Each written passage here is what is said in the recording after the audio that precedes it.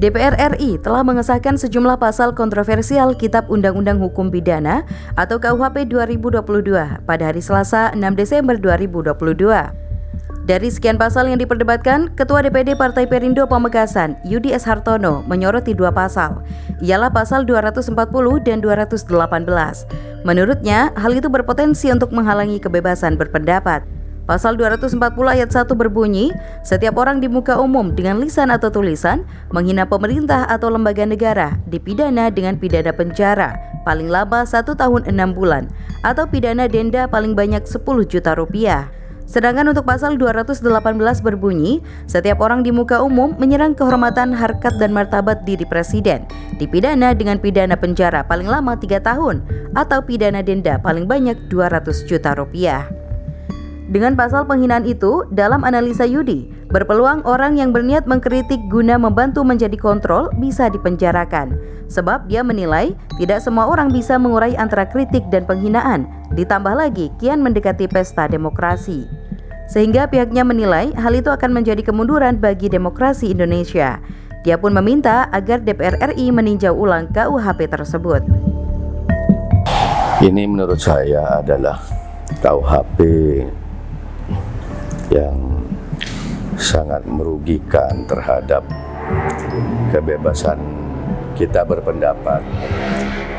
Ini kan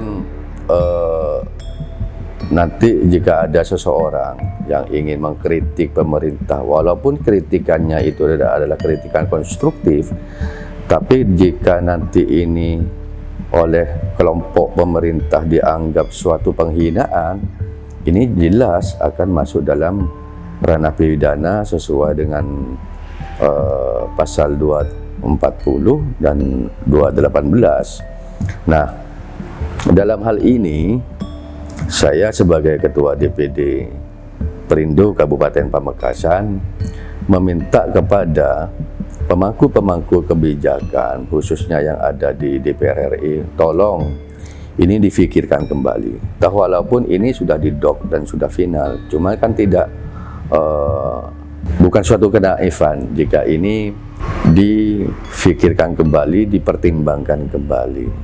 Apalagi ini menjelang pemilu, tentu nanti banyak pendapat-pendapat yang mungkin dari kalangan pemerintah sendiri itu tidak setuju dengan adanya pendapat-pendapat secara person. Ini kan sebenarnya undang-undang ini adalah ucapan-ucapan secara person.